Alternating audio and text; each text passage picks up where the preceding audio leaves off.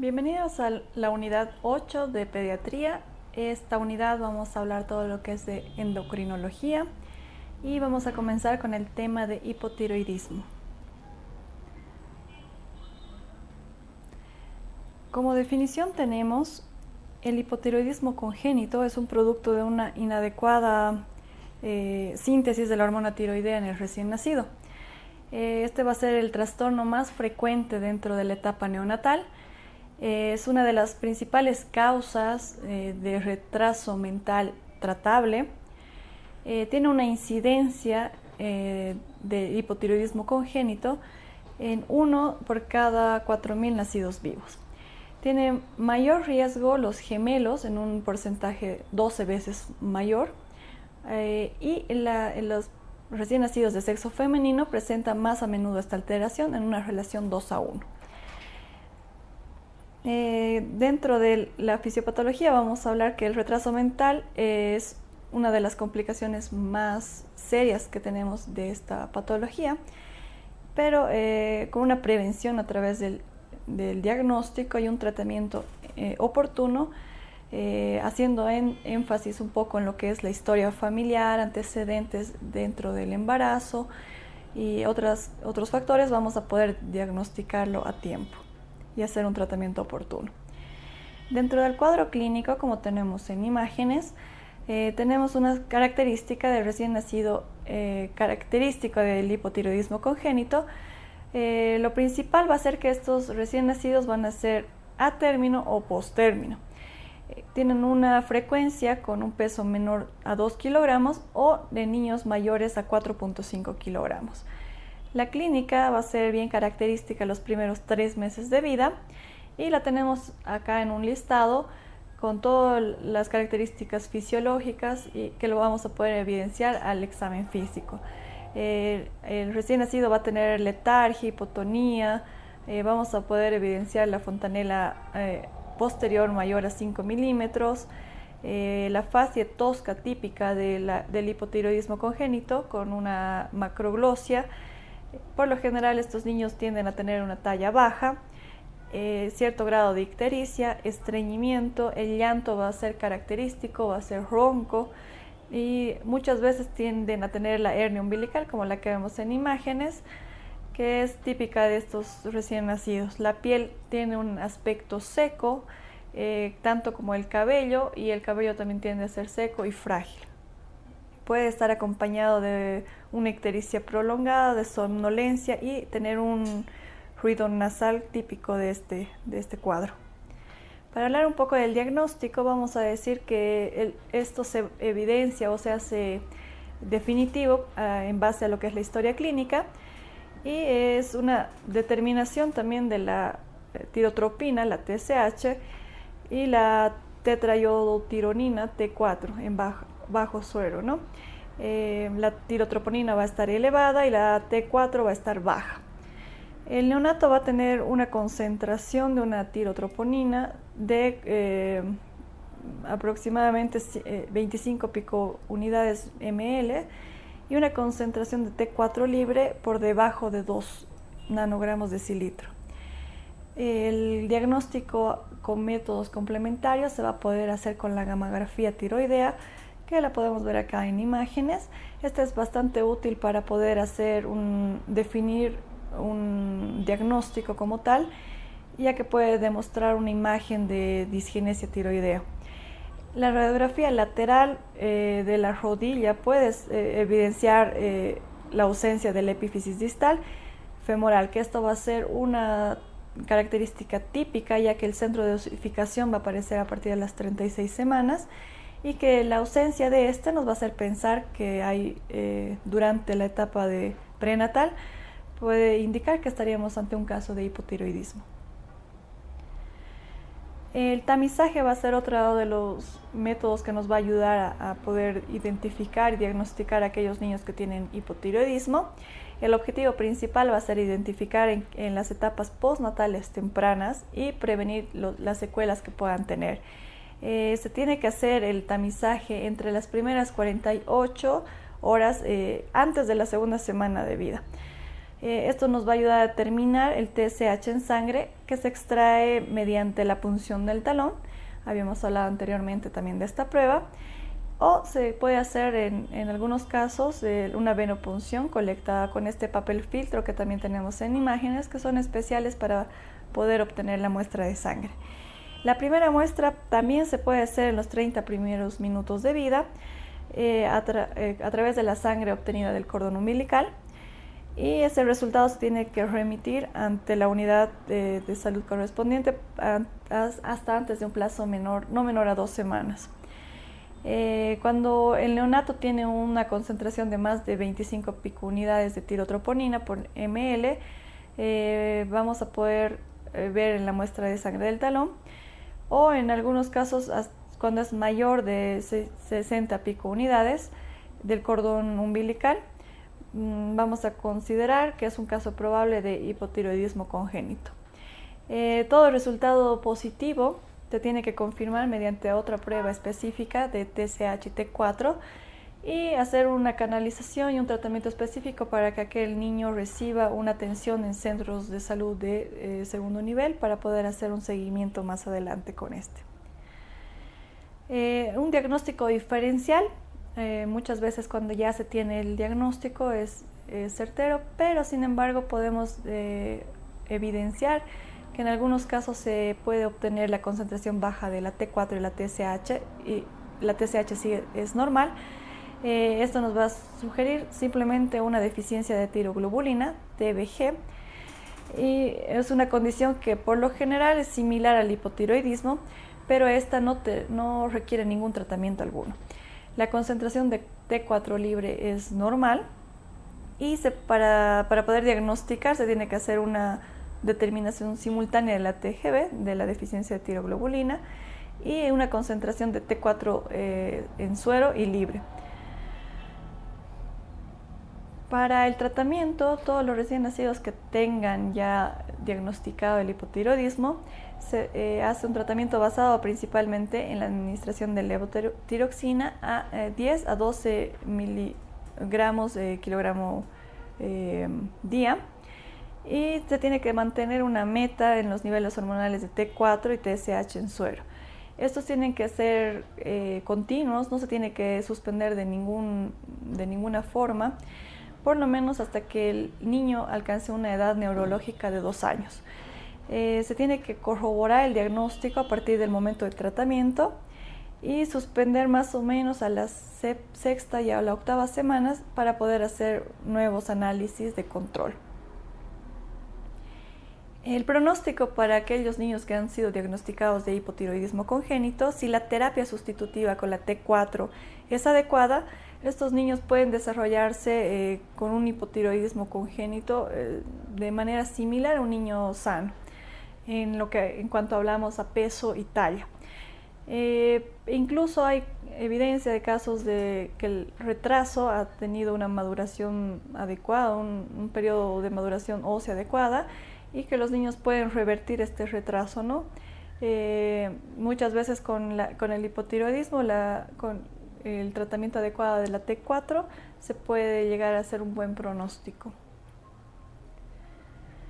Vamos a hablar de otro tema importante dentro de lo que es la unidad de dermatología, lo que son las enfermedades dermatológicas pediátricas, entrando ya a lo que es la unidad 9. Una de las enfermedades más frecuentes es la dermatitis atópica, o conocido también como el eczema atópico, que es una enfermedad inflamatoria más frecuente en cuanto a las infecciones en la piel, que tiene un curso crónico recidivante. Este nos va a dar como definición por la hipersensibilidad inespecífica con la asociación familiar conocida como atopía. Se presenta por lo general, en los casos con más frecuencia, entre el 15 a 30% en niños y tiende a desaparecer a la edad de la adolescencia. Pero sin embargo hay que recordar que un 10% de todos estos niños que han tenido dermatitis atópica persiste con esta enfermedad, y el 90% de estos casos tienen más o menos una probabilidad de que se los diagnostica a partir de los 5 años de edad. Hay que recordar que la diátesis alérgica es uno de los que desencadena la dermatitis atópica y que se va a dar, fisiopatológicamente hablando, por el aumento de la inmunoglobulina E. La inmunoglobulina E está asociada muchas veces a casos de asma, rinitis alérgica, alergias alimentarias, principalmente a aquellos alimentos como el huevo, las proteínas de leche de vaca, de soya, al maní, al pescado, mariscos y también al trigo. Esto es lo que ocasiona principalmente esta enfermedad. Tiene 3 factores que se implican como etiopatogenia, que son la barrera cutánea deficiente, los defectos de la inmunidad innata y la susceptibilidad genética. Existe una pérdida de la transepidérmica de agua y esto va a provocar una cerosis que posteriormente ocasiona prurito y rascado. Muchas veces con el rascado se produce mayor daño en la barrera cutánea y eso también va a ocasionar mayores lesiones. La alteración en el gen puede estar en la proteína. Estos producen cuadros más graves cuando ya tiene afectado este gen y este va a ser un mayor riesgo para presentar enfermedades alérgicas concomitantes. Cuando la inmunidad innata se observa o se puede hacer aumentada con una respuesta del tipo 2, va a estar la dermatitis atópica aguda, ¿no? Y en el caso de que se presente una respuesta inflamatoria tipo 1, va a estar determinada como una dermatitis atópica crónica. Como cuando hablamos de una dermatitis crónica y una dermatitis recidivante, vamos a clasificarles de acuerdo a su topografía y su morfología, que son específicas. También se puede clasificar en lo que son lactantes, escolares y adultos. En el caso de los lactantes, vamos a hablar de las lesiones en la piel cabelluda, del cuero cabelludo, en la región de la cara, de los brazos y las piernas en las zonas extensoras. Es muy característico también que se presente afectados en la zona del pañal. En los niños escolares suele presentarse a nivel de los pliegues flexores, en la fosa antecubital y la fosa poplitea. Estos también se ven afectados en algunos casos con el cuero cabelludo, en las manos y en las muñecas. Ya en los adultos se habla de una topografía más habitual de las regiones flexoras en manos y párpados. ¿Cuál es la complicación más frecuente dentro de esta dermatitis atópica? Va a ser la infección por el Staphylococcus aureus, que va a ser una impetinización, que se produce más que todo por el rascado y la falta de tratamiento, ¿no? Esto va a ocasionar en el 90% de los casos una infección colonizada por los virus, por las bacterias de Staphylococcus aureus. Otras complicaciones que también son frecuentes, en menor cantidad, va a ser la dermatitis de contacto. Esto puede ser por un mal tratamiento o secundario al rascado, que puede presentar blefaritis crónica y una queratoconjuntivitis. Y en la tercera imagen tenemos la complicación más grave, que es la eritrodermia, que es otra complicación secundaria a la dermatitis atópica. Para hacer el diagnóstico también nos basamos en todo lo que es la historia clínica y los criterios de Hanifi y Rajka. Estos deben presentarse al menos 3 criterios mayores y 3 mayores y 3 menores. Los datos de mal pronóstico son una presentación que ya ha sido diseminada en la etapa de la infancia y que además se presentan con presencia de asma y de rinitis alérgica.